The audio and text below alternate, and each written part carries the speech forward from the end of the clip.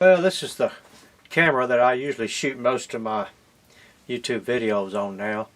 Used to I used a little small one, but I really wanted something a little bit more quality as far as showed a little bit of more detail. So let me show you what I've used now. This is what I used to use. It's a Canon HF G20, and it did an amazing job, still does a real good job. Now what I do is I take this one on the job sites, because if it gets banged around, which this has already been dropped once, still works, might add you. But this one I'm talking on now, if it hit the floor, I got a feeling it's going to quit working, because it's got a lot more sensitive parts in there. But anyway, I mean, yeah, if you just want to, check around, and, if you're going to be doing a lot of cutting and sawing and, tearing up or whatever, get you a little inexpensive one that, this one's got good quality to it, no doubt about it. But I do like this one better.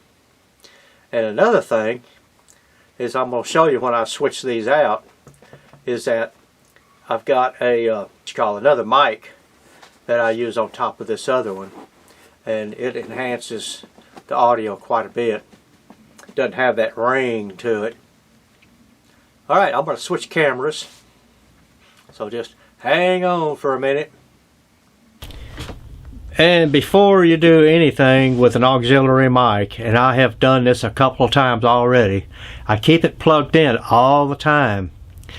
But since it takes phantom power to run it, I'll turn it off. So in other words, and then I go to record video not knowing that the mic is still plugged in, and it's quiet as a church mouse. It doesn't record video. So that's one thing you want to look for. What you want to do is you want to just disconnect it, get rid of it. And then when you start shooting and then you figure out, oh, I forgot to plug my mic in, well, then that's going to remind you, turn it on, plug it in, and then you'll be good to go. Even if you have to do your video over again, that's fine. I mean, what else are you going to do? You've got plenty of time. You already got time allotted to make your videos and whatnot.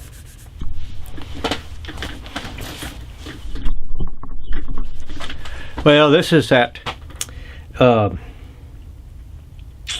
auxiliary mic that I use, and you can tell the difference in the sound of the audio, and plus it doesn't pick up a lot of background noise. I mean, it does pick up some, but it pretty much cancels a lot of it out. Now it's not going to cancel all of it, but especially if somebody's talking in the background, it's going to pick it up. Hey, let's get the other camera.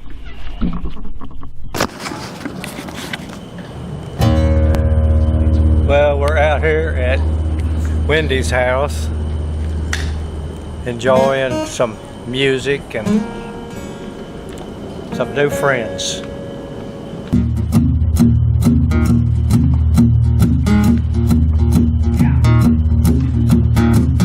In the nighttime, and this boy can't get his mind off of you.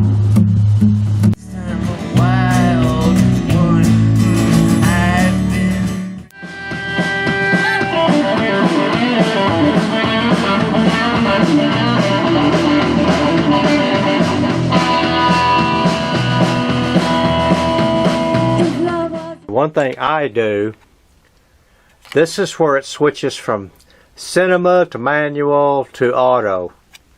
And when I'm and auto, oh gosh, what you call it, focus. It's going to do the best focus on you, because you're constantly moving.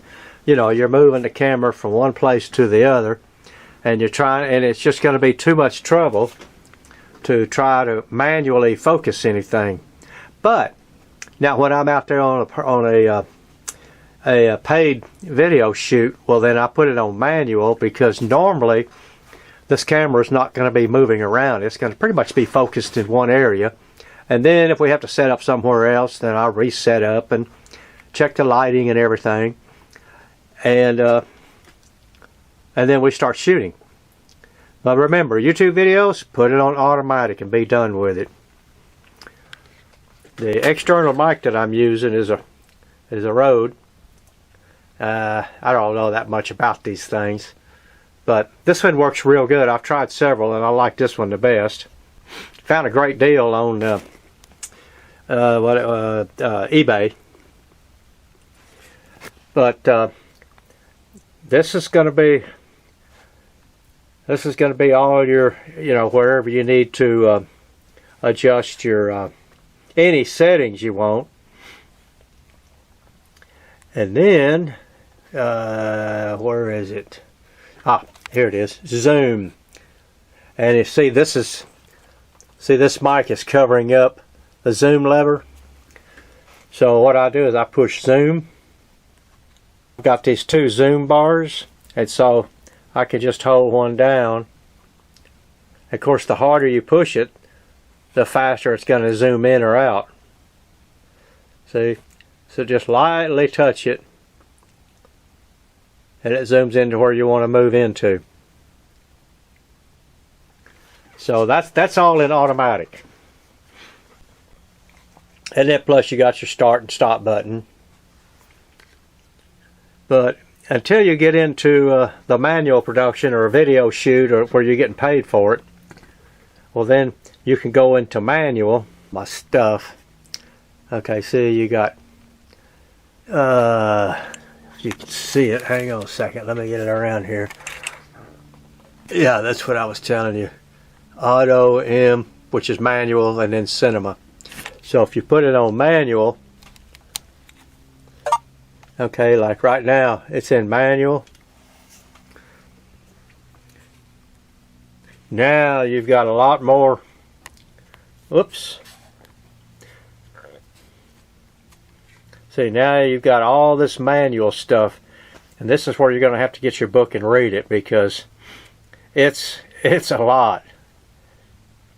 Because they like gain control, they have white balance, I mean just a lot of stuff. For instance, there's the zoom, and then you have the same thing again. You got the zoom lever that goes in and out. Okay, and then you can get rid of that. And then you can go back to your functions. Now you've got all this stuff, and then to set up.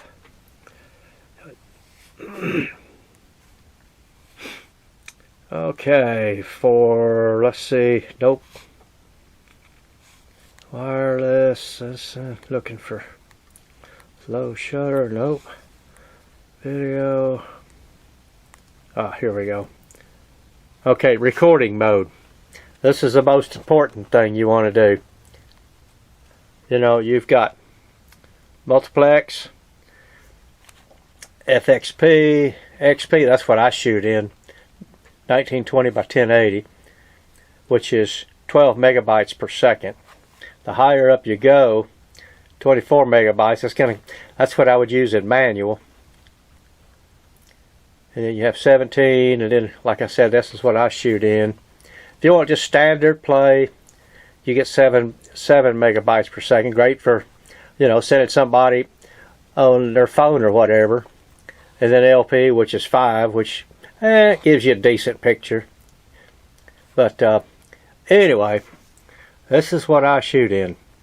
XP gives me great quality, and plus doesn't take a whole. It does take a lot longer to load up on YouTube than the standard play or the long play.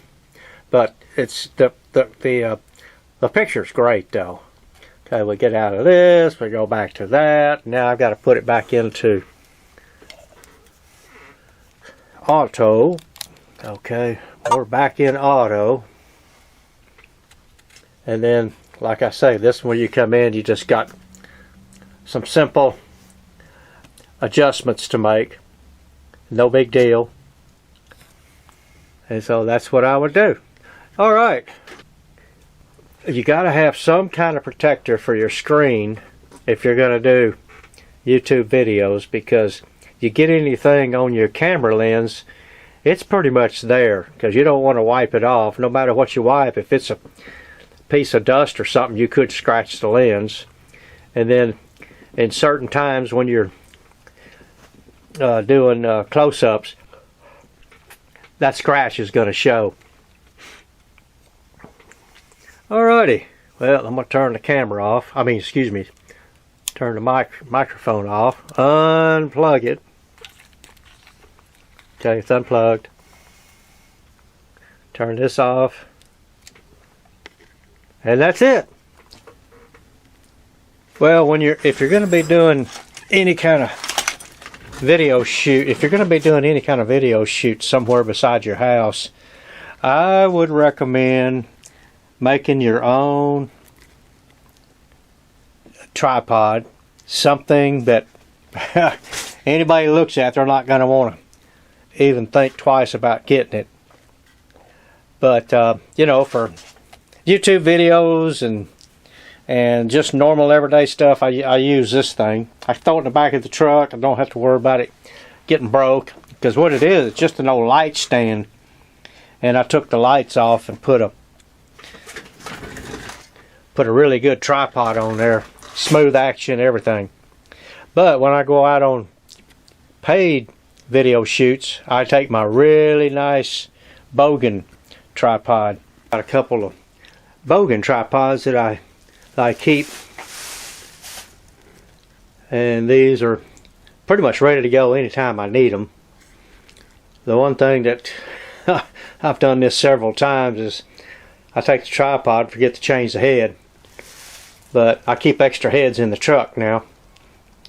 But anyway, hopefully this will help you as far as, you know, moving from one place to another, or doing whatever kind of video projects you like. Let me know if there's anything else I can help you with.